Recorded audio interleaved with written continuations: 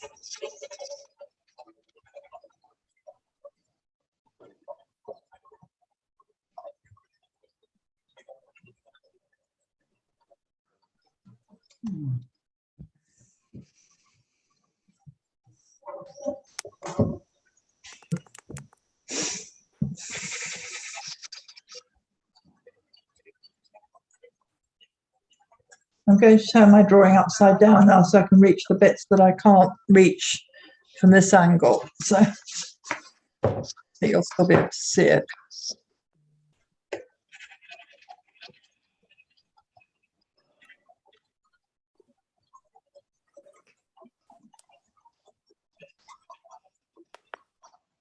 I'm using my finger along the line of the margin to stop the pencil line going over the margin.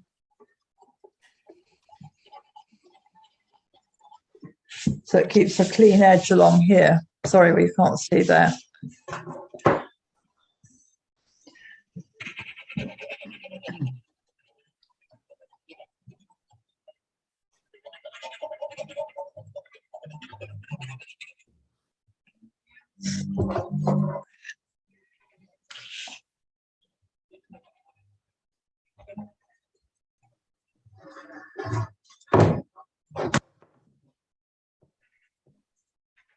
Who has done this exercise before? It's where you lay a tone. Now, when we did it, we laid the tone over the entire rectangle. And then once we've got that, that shading done with our pencil, you then get a paper towel, which you'll need a little piece of paper towel. I'm sorry I didn't mention this before. And you basically go over the entire area that you've toned so that it's nice and flat, okay? Then the next stage is to put in the dark tones first of all, but you may find that you want to do concurrently with it, lifting out. So you need to have a smallish piece of rubber. I would cut a piece off my main rubber, or if you've got these rubber eraser pens, which sell, and I think Prue might have as well. Basically, it's like a propeller pencil, and it has a rubber inside or razor, and it allows you to do smaller areas and lift out. So all these little light bits, which need to be really crisp and white, are done with a small piece of eraser, okay? So it's a combination of lifting out and building up with your softer pencil, and it gives you this lovely sort of tonal drawing. This one is done in the same way. Sorry, it's upside down. Done in the same way, okay? I could have left, this is a white box, I could have left it all white, but it's nice to have it did have bits of tone on it, so it was quite useful just to leave that to the end to lift the white of the box out, if you see what I mean. Okay, and again you can see these white areas here were done with the edge of an eraser, and the darks were put in with my soft, well, it was I've got a 6B here. You could use a 3B, it doesn't matter, 3B, 4B, 6B, and you get this lovely rich dark velvety dark, and then you get the half tone, which is what we put in at the moment, we're doing at the moment, and then the real sharp little highlight. Okay, so those are some previous drawings which were done with the same sort of technique. And this one this morning is also doing the same thing.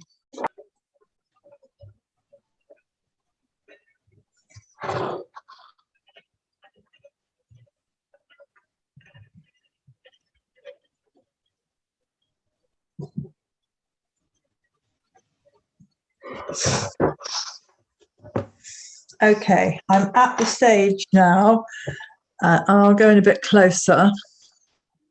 I'm going to take my thing so you can see it.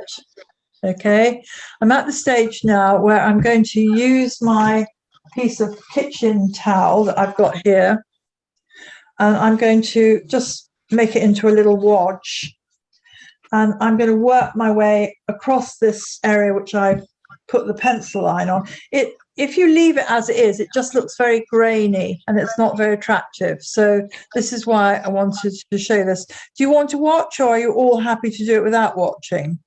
Yeah, I will. Let's watch. Okay.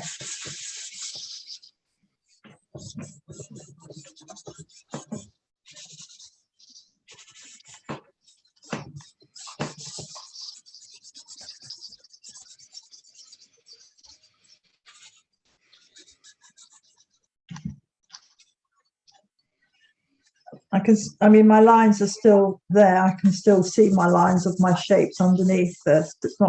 It's not that dark, the tone I'm putting on.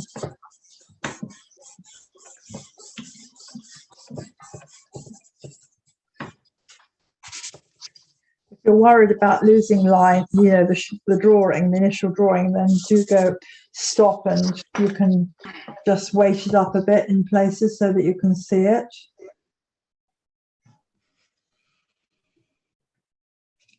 Yeah, you see that? And then just do that, you know, wherever you want this half tone to be. So we're basically creating a tonal drawing where there's half tone and dark tone, very dark tone, and obviously the highlights. And that should, I think, be, well, when you're finished, you should end up with something that is a pleasing representation of your subject, which is a shiny object. It's not a, you know, you're not working with lines so much as tone tonight.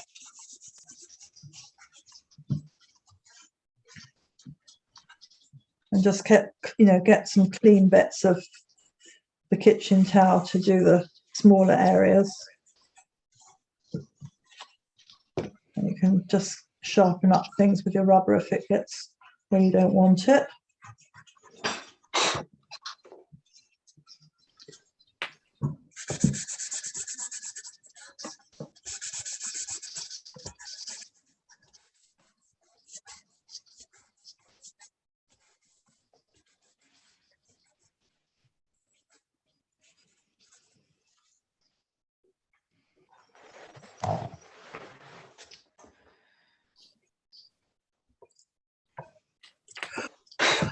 I don't know how many of you have placed your objects on white paper, but if you have, it just, you know, you can see the cast shadows really nicely on white paper. Okay, so that's that stage of it. Might have a bit more on it actually because it's quite dark there.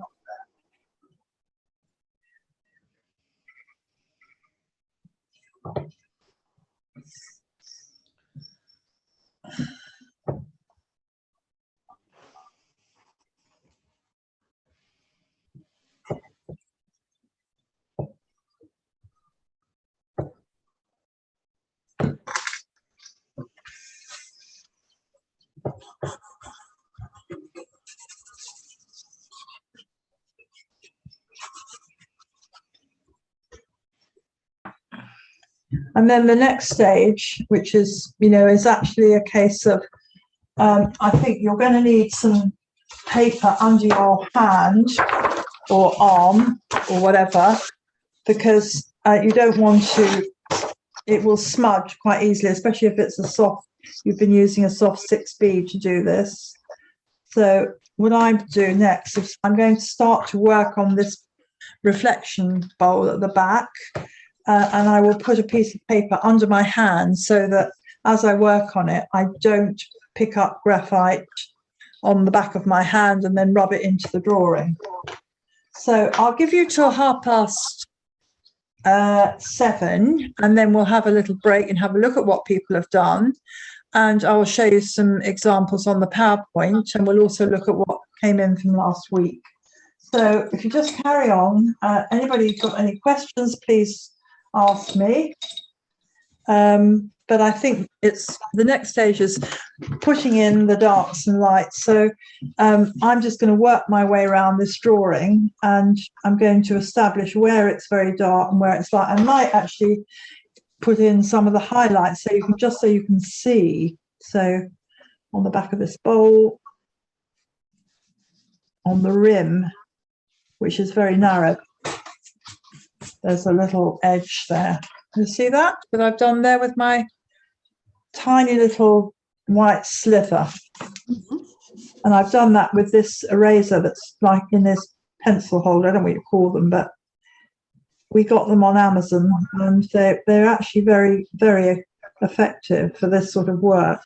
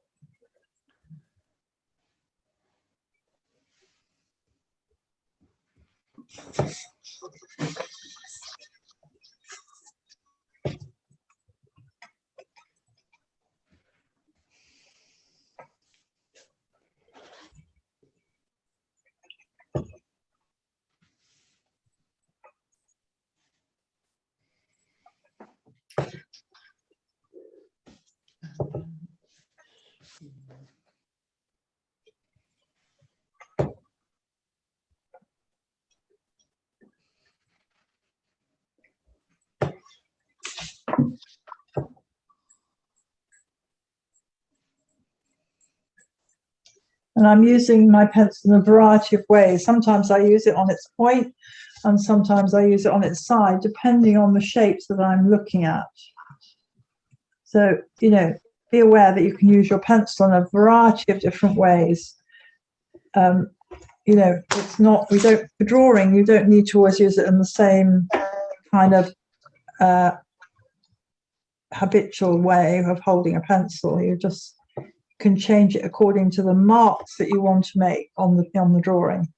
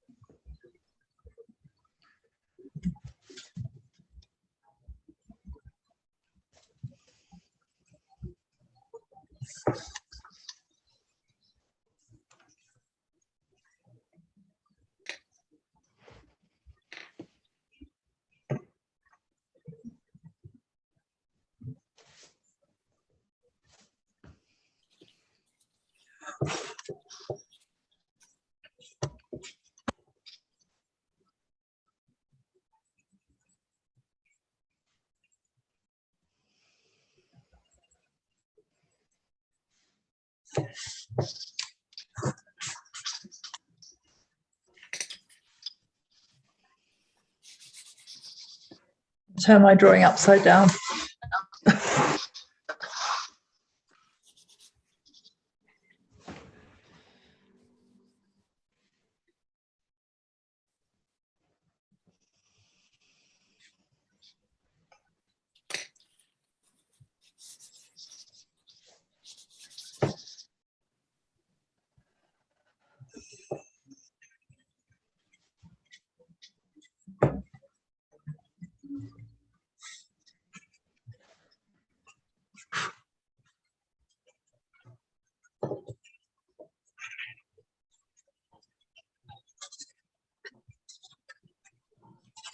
The width of this, I mean, my mind is, saying, well, should be the same as that. But the reflection, it's half the size.